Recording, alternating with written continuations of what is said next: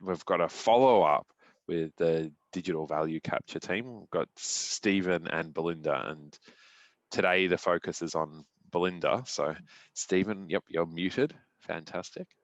Yeah. just teasing you.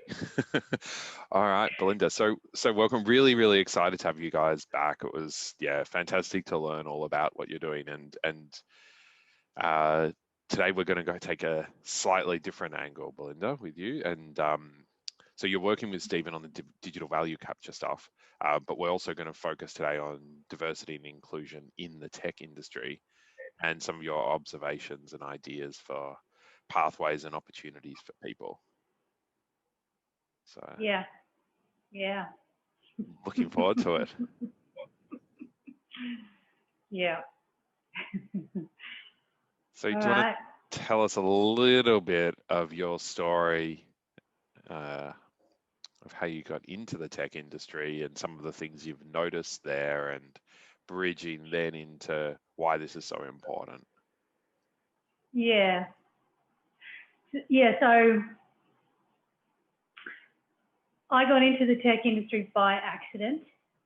I have an arts degree, what the Americans will know as a liberal arts degree.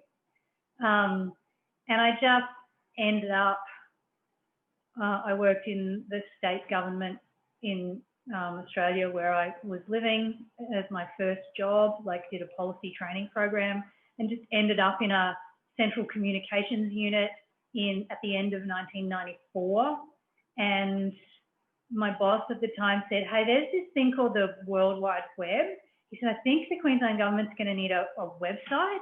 Can you find out what that is? And you know, we can figure out how to do that. So I just literally ended up in the middle of 1995, end of 1995, knowing something about the web when most people didn't. And through a series of kind of totally unplanned and asynchronous steps, ended up then in the central IT policy unit a few years later, working on Y2K stuff across the state government. And so I knew all the IT directors of all the departments. And then Microsoft signed a giant licensing deal with all of the government departments, and they wanted somebody to run a government innovation program that was part of that licensing deal. And they really wanted somebody who knew all the IT directors and who kind of understood broadly what the problems were in, you know, different areas of the state government. And so they hired me. And I thought I might stay for a couple of years because it would be interesting. And I ended up working for Microsoft for 10 years in a couple of different places in Australia, and then in Singapore, and then in London. And then I burned out really spectacularly.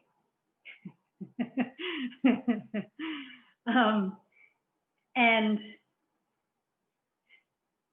so part of the reason that I burnt out, you know, I mean, I was set up to drive myself hard, and I was, you know, my base kind of personality disposition is a type that Microsoft in particular liked to hire at that point, which is smart and perfectionistic and inclined to drive yourself harder than any manager ever actually could, right? So I fit right in to that environment.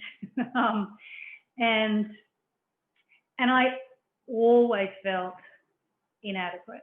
I always felt like I was going to get busted because I knew nothing about tech, right? And and you know, I was just surrounded by giant technical brains, right? And mostly men. There were women, but most of them were in, you know, the marketing and HR. I think when I started working for Microsoft in Australia, I was in the technical technical support and consulting division, and there were 3 women out of 100 employees in that division. So I always felt like I didn't fit, and like I'd somehow gotten in there, you know, by stealth, and that it was a mistake, and you know, that I was just, it was all going to come undone at some point. And I think that level of anxiety is a large part of why I burned out. But I got to see, you know, so from 2000 to 2010, I got to see, you know, one of the great ultra competitive, very kind of hyper masculine corporate IT cultures up close and personal. And although there wasn't a lot of gender diversity, there was some racial diversity. And I did, you know, I worked in Asia and in regional jobs and stuff, so I had some exposure to India and China and spent quite a lot of time there. And, you know, I got to deal with other cultures, but the people from other cultures who fit in were the ones who thought like and acted like all the straight white guys who were kind of slightly somewhere on the autism spectrum, but high functioning. Yeah. And so I just developed this sense that I've never been fascinated by how technology works. I've never really wanted to understand at a deep level how to code, how systems actually work. I was always interested in what the technology could do, what it could be, what we could use it for, what problems it could solve. But I came to see that orientation as a flaw or a weakness, because there wasn't a space where it felt like that was a useful interest to pursue, because I was surrounded by people who were pretty fascinated by how the technology worked, and that was, at the time, you know, that seemed to be doing okay. Like, that was working for them still, even though, you know, there were some bad years there and the share price was in the doldrums. The company still wasn't feeling major pain, really, still raking in plenty of cash, etc. And so I got to observe some things about how different people got included or excluded from conversations and from opportunities. And I also got to see how, even though, you know, there's no such thing as a homogenous culture, right, that is just one thing that is uniform. There's all of these diverse individuals. I mean, even amongst straight white guys who are probably mildly on the spectrum, right, there's a whole lot of diversity. And I worked with some wonderful people who gave me all kinds of opportunities, you know, that I was really happy about and grateful for.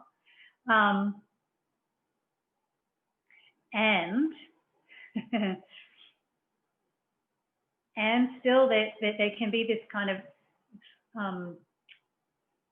there's this kind of averaging that happens across a whole range of viewpoints, and I'm going to call it like an average effect of a critical mass of people who think in a certain way and who have some unchallenged beliefs and assumptions about how the world works, really, that then influence and affect the way that they relate to others, the way that they relate to themselves, and certainly the way that they relate to technology and what they're doing with technology. So it's something that I've been thinking about since I quit, you know, Microsoft, and took many steps back and spent a lot of time like recovering my health and really, you know, figuring out whether I even wanted to use that the skills and the experience that I had in the tech industry ever again, or whether I just wanted to go and become a landscape gardener or something. Yeah. And what did you decide? Or are you still well, I'm deciding? not a landscape gardener.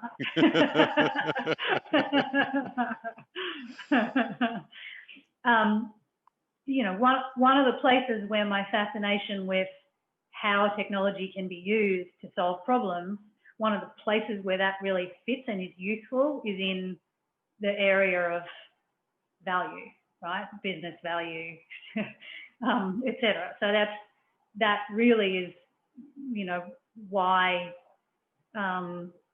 Stephen and I have been able to find, a bunch of things that we're interested in, that we have in common, and ways of working together that seem to work for both of us.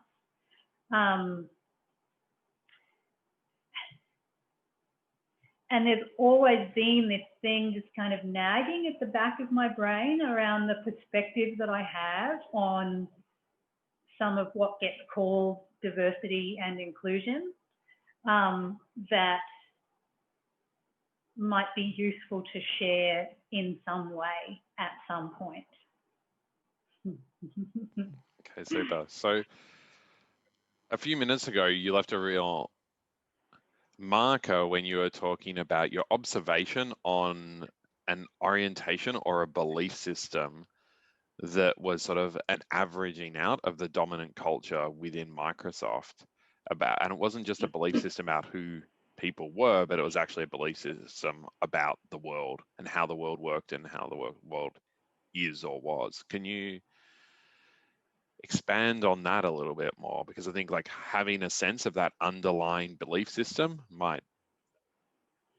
Yeah. Well, I mean, I happened to be at Microsoft at a period when they were using a performance management system that was called stack ranking, and they weren't the only company to do it, but they used it particularly ruthlessly and effectively. And so for anybody who doesn't know, stack ranking means that at the end of year performance assessment, everybody gets placed into a bell curve shape, right? And the bell curve gets applied across the whole company and across divisions, and then even in small teams.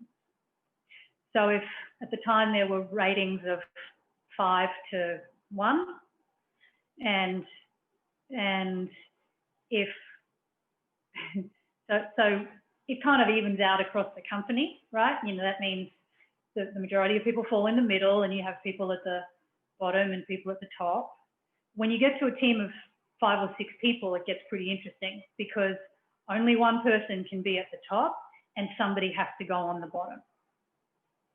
And so using a performance management structure like that creates really interesting distortions in people's behavior, because within teams and across teams, within divisions and even in different divisions, people who have individual objectives and goals for the year and performance targets with even measures, success measures that can look the same, right? Like almost identical, who are meant to be collaborating, can end up competing for the scarce position at the top of the bell curve, the side of the bell curve. And it's a really weird thing to compete with people who are supposed to be peers and colleagues and collaborators in that way. And I personally believe that the stack ranking performance management system was a large part of why Microsoft did have 10 really bad years, which happened to be the 10 years that I was there, because I'm going to say there were some people at the top who couldn't see that there might be a problem with that kind of system who couldn't see that creating that kind of hyper-competitive culture meant that people were essentially scrambling over each other to get to the top, and that might have a detrimental effect on company-wide performance. Yeah. That's just a really specific example of of people talk about hyper-competitive, multinational corporate cultures, and that's a very specific example of how it can play out in real life. So then you layer over that, you've got a lot of people who are really smart, but a lot of them have a very specific form of intelligence. It's very technically oriented, it's very kind of scientific, rational. A lot of people have pretty poor communication skills and a pretty low capacity for empathy that they've never cultivated. And a lot of people are running on a lot of caffeine and not moving, simple things like not moving as much as they should and never getting out in nature, having a fantastic LED tan all the year round. And you just get this, again, like layers and layers and layers of behavioral distortion, which is regarded as normal, right? Like this is just how we do things, and why would you do anything differently?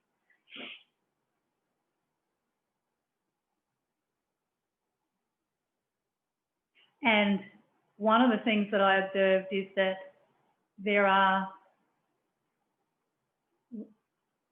when that is just the way that we do things, there are certain kinds of people who, if they make it in the door in the first place,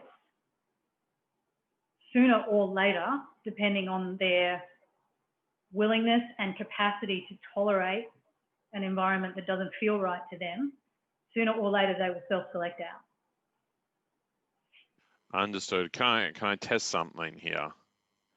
So if I go into what my sense of what you've just described is that the operating environment of the company really built a belief system about how things should work, right? Tech can work with this and this and this. And so if you have people who come with a grounded sense of, say, family or being in nature or community or meaning and purpose that's grounded in a world that is beyond the tech world, then they're going to have to self-select out, because essentially what is happening is a distortion of basic human beliefs into something that kind of says, look, on a human level, the world as it has been for thousands of years doesn't really work for you. So you just make your own and live in it and design it and code it. And then do you know what? Everyone else will get to use your tools, and eventually they'll just fall into your way of doing things, which is better. Yeah. That's, I do want to say that I knew and I know a couple of individuals who actually do have values that are quite similar to mine, and who have managed to survive and even thrive in that environment. Yep. And I can count them on, one hand, right?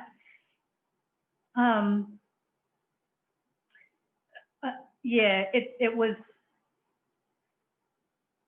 Bill Gates was transitioning out of the company as I was going in, and so I wasn't there, in the heady days when stock was splitting every 3 months and people were just making 40.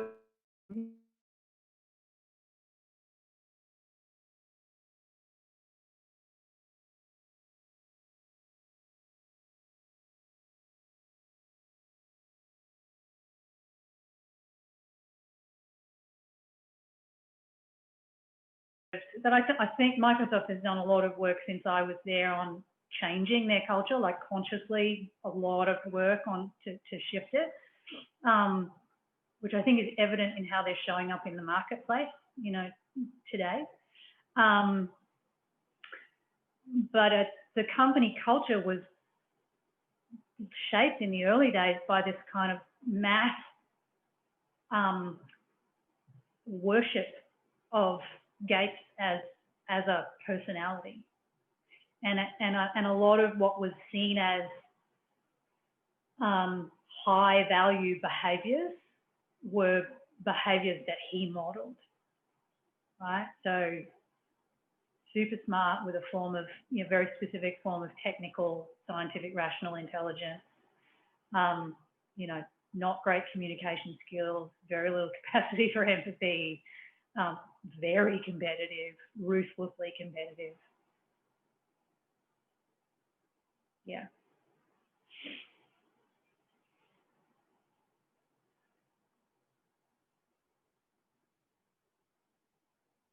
I can't actually hear you. You're muted. Whoops, I'm muted. Yep.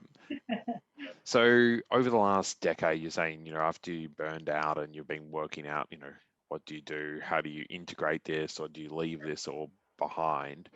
What makes it so important to both sort of be in a version of tech in a healthy way, and also to bring these concepts to life?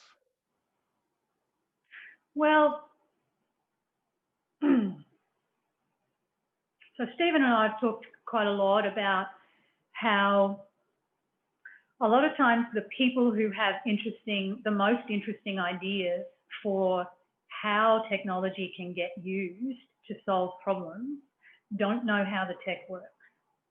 And at the moment, those people are essentially at the mercy of the people who do understand how the tech works to get their ideas built. So if you're a young person who doesn't understand how tech works and can't code, who has a great idea, if you don't have some friendly technical people that you can work with who get your idea and will work with you, you can spend a lot of time looking for and a lot of time trying to work with people who either don't understand what you're trying to do or simply aren't interested, and just find it very difficult to get traction. And if we want to take it right up to the most macro level, if we don't start creating spaces where the people with the ideas who don't understand the tech can be heard and be supported, if we don't start creating tools that help them, yes, so like low-code development, right? And if we don't start creating pathways for them to actually get the support that they need, then we have no chance of changing the situation that we currently see in the world, where there are a handful of giant tech companies, mostly run by straight white guys who are somewhere on the spectrum, right, and high functioning, who are eating the planet. Because it will continue to be okay to build those kind of empires. It will just be how the way that we do things. Yeah, where the biggest driver is the amount of pain that you are running away from inside. Where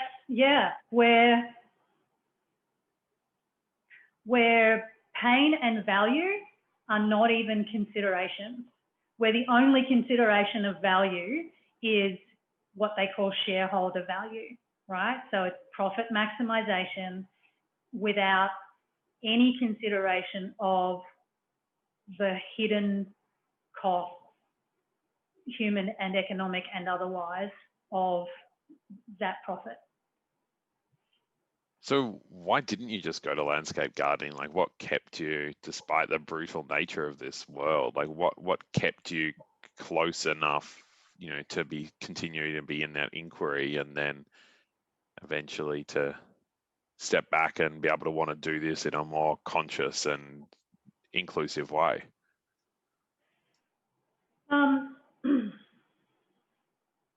Well, I felt like I had unfinished business. And also I had a sense that, you know, I was there when the web kind of went mainstream, when Mozilla was first out, and later went on to work for the company that killed Mozilla, which is pretty ironic. And I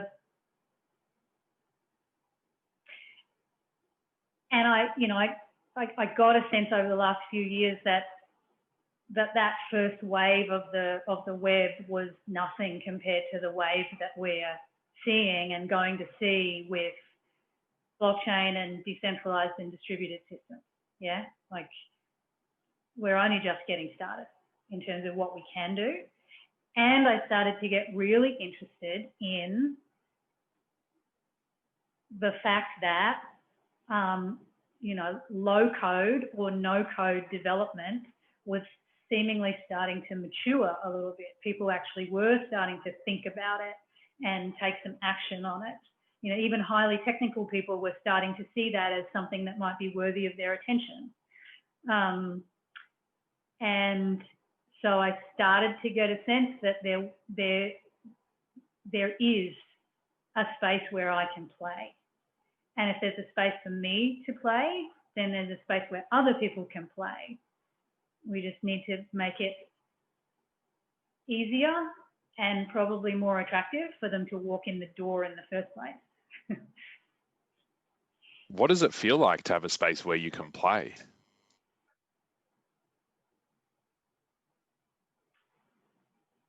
You mean what are the kind of the criteria? Or for you personally, or how does it inside? feel? Yeah, how does it feel to have a space where you can play in this world, or even the beginnings of one, or the possibility of it?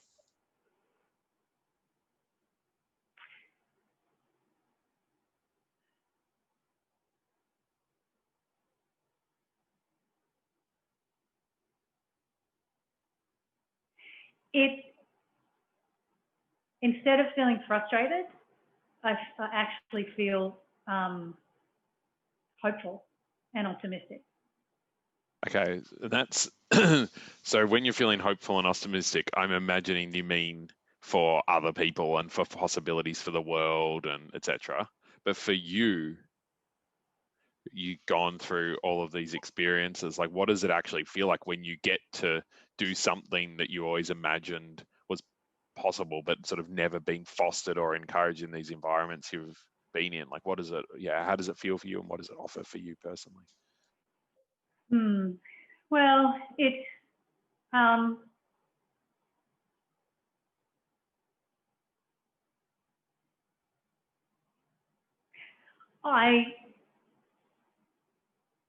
if there is even a tiny chance for me to affect the experience of a bunch of younger people so that they never have to sit in rooms full of technical people and feel as completely inadequate as I did, then that's really worthwhile.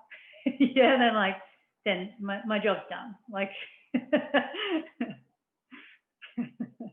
and part of that is around helping people learn to identify and articulate what value they can bring and what value they can create, right? So this is the overlap with the digital value capture stuff, and part of it is the very, very personal kind of emotional stuff around adequacy and inadequacy, and your right to take up space, and and whether people believe that they actually have a contribution to make.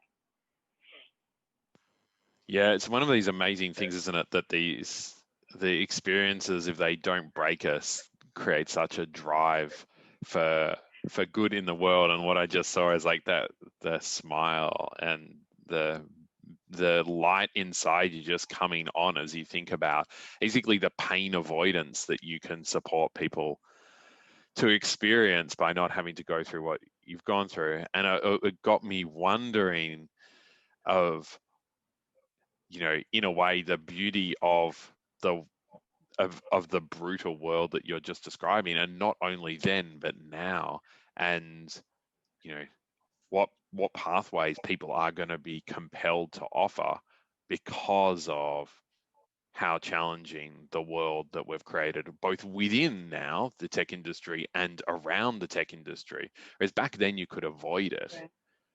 but now it's, you know, now it's impossible to avoid. Yes. Yes. So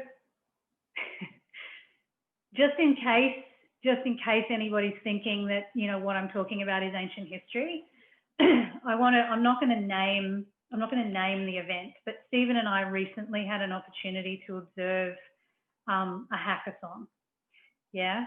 And Stephen had a lovely conversation with a young woman from an African country who had an idea for an app that would help women report violence and sexual violence committed by the police, you know, towards women. And she wanted to use blockchain so that there would be an immutable record, right? So not only there was a pretty hefty first prize on offer, you know, quite a lot of mentoring by a fairly exclusive US-based incubator, you know, accelerator program and some seed funding, etc. Not only could she not form a team because nobody was interested in her idea, but there were some, I'm sure, well-intentioned, I believe, American men offering her advice like, well, why don't you just create an app that would allow these women to take photographs of the police in question so that they can out them on social media, right? Because that's the kind of solution that you might think of when it's less likely that somebody's going to murder you for doing that. So there's that, right? That's one piece of it. The second piece is that the solution that won, the team that won, also came out of an African country. And they had a great phrase to describe at a high level what their idea was, and it was creating financial inclusion among the unbanked, you know. And when we dug into it a little more, it looked like you know, a new way to offer more debt to more poor people. So that for me really quite neatly ties up a bunch of themes around what's broken in the tech industry, in Silicon Valley in particular, and the kind of American Silicon Valley type culture, but it's by no means confined to there, yeah, because that's been exported everywhere. And so I started to think about, okay, well, what was built into that what is built into that kind of hackathon model that, even without intending to, excludes some people? And what would be the alternative to that? What would be an alternative to that? Yeah, so like, for example, when you have an event that runs over a weekend, right, and it's intense and people are working like 14, 16 hours a day for a weekend, you exclude women who are people who are caring for small children without even kind of thinking about it, right? Unless you have a childcare option.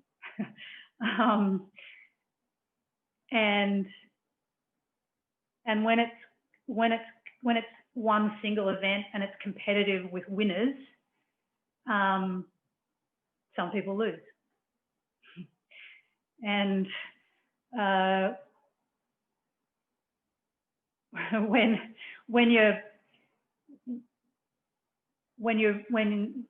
part of winning requires you to essentially push through exhaustion, you're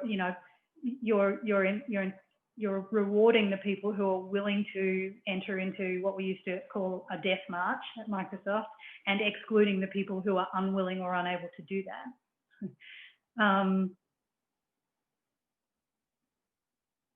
When confidence wins, you exclude people who are not so confident.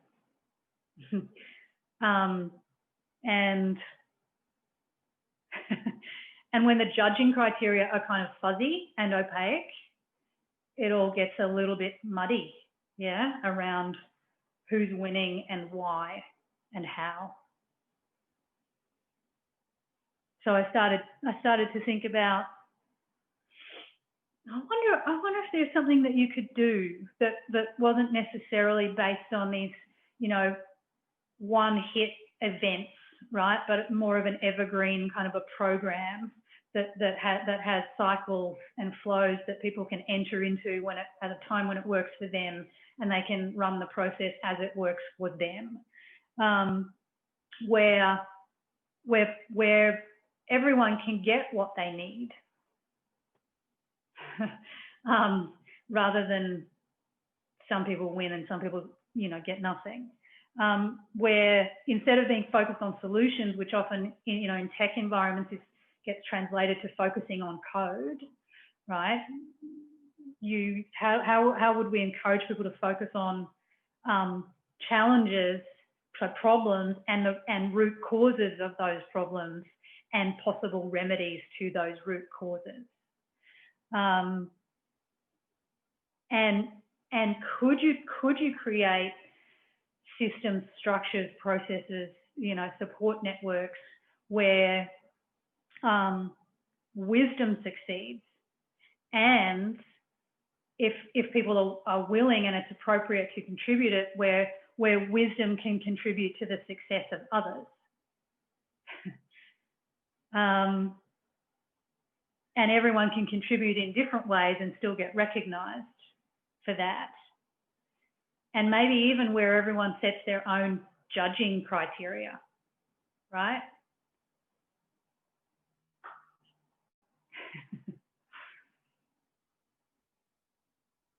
Okay, so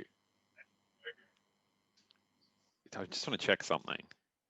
So if I can summarize a little bit, what you've seen the possibility for is low code, distributed / decentralized environments where solutions are built to problems that people have in their daily lives, where they're designed in cyclical development programs with support structures powered by deep human wisdom, right? Yeah, okay. And that's a space where you can both play in, but you can also support the design of, because you understand the implicit patterns, biases, structural choices of the industry, and you can see how, with the best intent, all of these support structures around the industry are permeated and kind of driven by these biases. Wow. Mm. Amazing. And Stephen seems to be raising his hand. I just wanted to add the other important factor in the world of where it's going from centralized to decentralized. What's also important is there's a capacity for coexistence within all the parties, so that what we're looking at in those root cause problems are actually problems that matter. So therefore, what comes out of that, what Belinda's describing, is purposeful and meaningful rather than just profitable. Yeah, nicely said, Stephen. Okay, wow. So what comes next, Belinda? Well, I'm thinking about how we could use holochain. How holochain is. my son's trying to put the recording equipment on me. Sorry. That's what comes next. And we're gonna let Belinda share. Okay.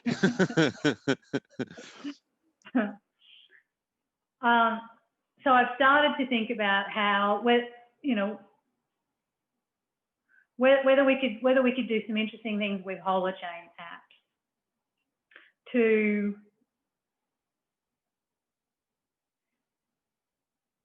create some kind of environment where people could form groups, either geographically based or interest-based, and where people could do, you know, micro lending or small scale finance or venture philanthropy, you know, inside of groups, you know, and where they could set their own rules for how ideas get evaluated and you know, particular projects get supported, and where, you know, mentors and coaches, people who want to be mentors and coaches, could participate, and you know, people's contributions get tracked and somehow and recorded, and even, you know, setting up things like pattern libraries, you know, where somebody's learnt something and they don't need to exclusively hold on to it and, you know, hold commercial rights over it. So they are happy to put it in a library.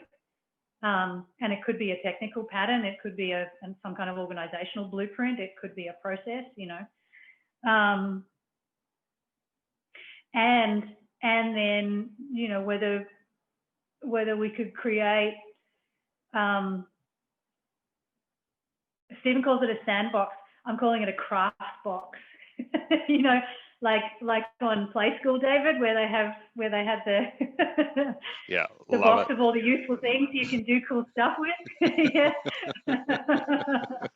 So, you know, pre-built components that then in a low-code environment people can stitch together to create apps out of. And this, you know, like my dream would be to be able to support. I mean, I don't want to tell people how to run their thing, right? If somebody wants to set up a traditional hackathon that has all the characteristics that I described before for a very specific audience, because that's going to work for them, do it, right? And I would love to be able to support like all points on the spectrum, right up until something like flow funding, you know, which Marion Rockefeller Weber invented, which is all completely relationship and intuition based. You know, there's no proposals, there's no evaluation, there's not even really any accounting of how money gets spent and where it goes. There's some reporting, but it's reporting on things like what was challenging and what did we learn and how did it feel and what happened that was unexpected and delightful, right? I'd love to be able to create a tool set a toolkit maybe that somebody could pick up and use to create one of those circles, yeah, if they wanted to. And it's, you know, just as a general observation, like the tech industry in particular, Silicon Valley in particular, has just gotten so obsessed with big and global, right? And if it's not big and global, then it's not worth doing, right? So, but the truth is that with very few exceptions, small and local works are shitload better for everyone.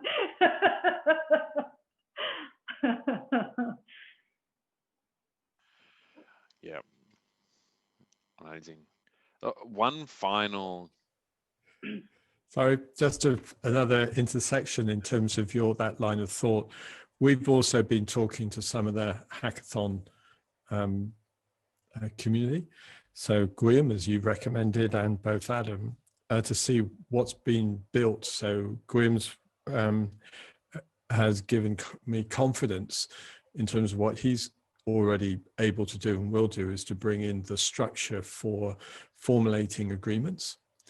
Okay, within each of those, what I'm calling syndicates of people, whereby you have a membrane around those common interest groups or geographic groups, and they can actually, using the structures we've got and the value structures, it can underpin what they deem to be important or sacred to them. And then also Adam's going to run me through his blueprint for an exchange, because it's not just money people need to get going. It might be that someone gives you hope. All right. So someone has contributed hope into my model. That might be the most important thing that I need to actually make it. So where does their hope fit in on IPO? Nowhere. But it should do.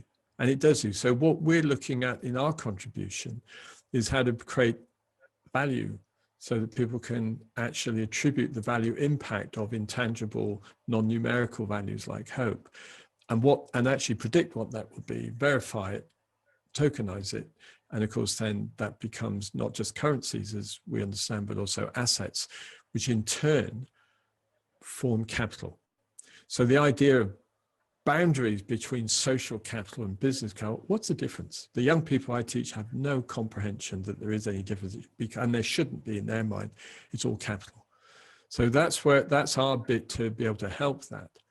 And in the recognition, then, for example, someone's kindness isn't dismissed as just being an emotion or something. Oh, we do that in our charitable social good department, but over here we're real. And the only reason that brutality exists and can be worn as a badge of honor in, say, rationalizing a telco, is because no one's bothered to, or able to date, to be able to put on a spreadsheet what the value impact of kindness of going through that process.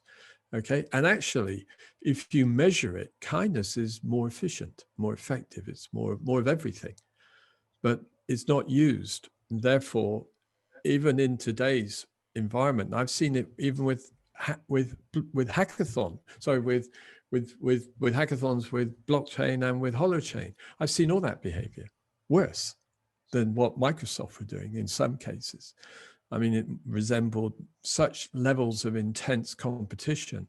You know, it was, I'm probably older than most to know, you know, Lord of the Rings, as well as, you know, Animal Farm, you know, disgusting behavior, more like Mao Zedong unleashed in the Cultural Revolution, with young people not just actually fighting and scrambling for supremacy.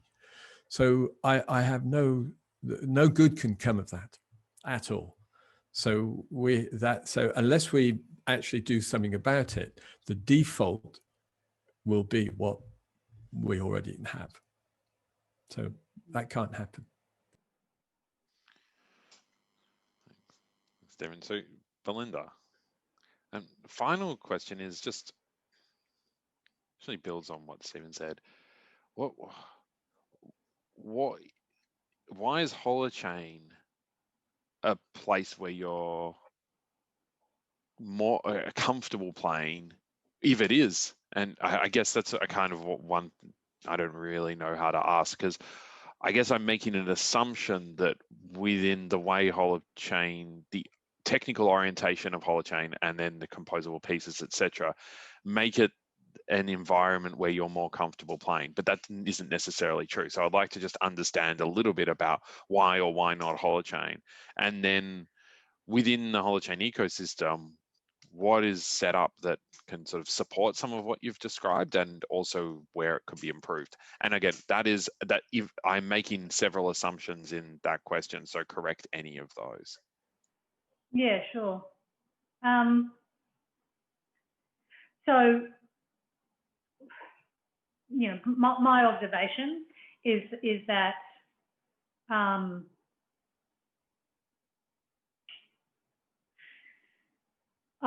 some of the fundamental design principles of, that I feel underpin holochain and the way it's been architected and the way it's being built,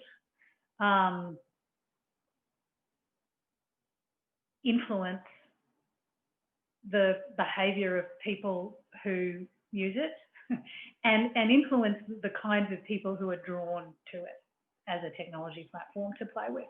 Yeah.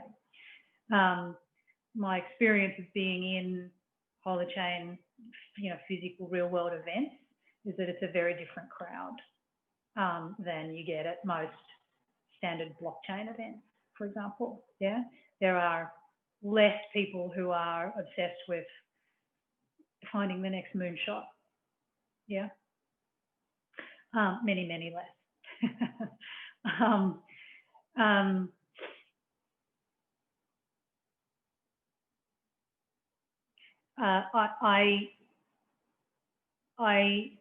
I do think that as holochain comes to market, as holochain launches and comes to market, there are some really interesting questions around how do we create a space, how do we create those spaces where people who have ideas but don't understand how the tech works don't actually need to learn how the tech works, yeah, and can find sympathetic more tech-minded people to work with, yeah. And I'm really interested in some of the work that that Philip is doing around low-code development tools, yeah. And I mean, oh, the irony, given that my old employer, Microsoft, has relatively recently launched, what promises to be a low-code app development environment, right? This idea has clearly kind of hit the mainstream, right? The idea that this is important and useful and worthy of our attention, it's here and now. Yeah. Super. Thank you so much. Is there any final thoughts you want to share?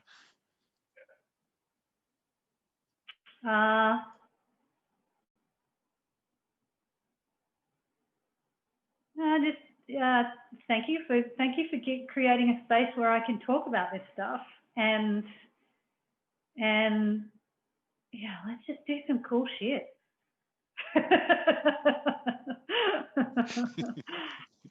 let's just do that.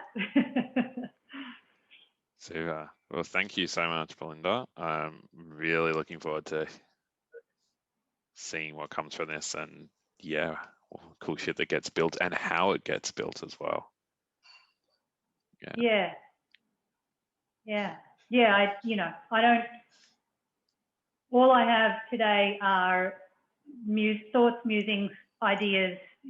There's nothing in development. There's no formal project. There's nothing I can show you. And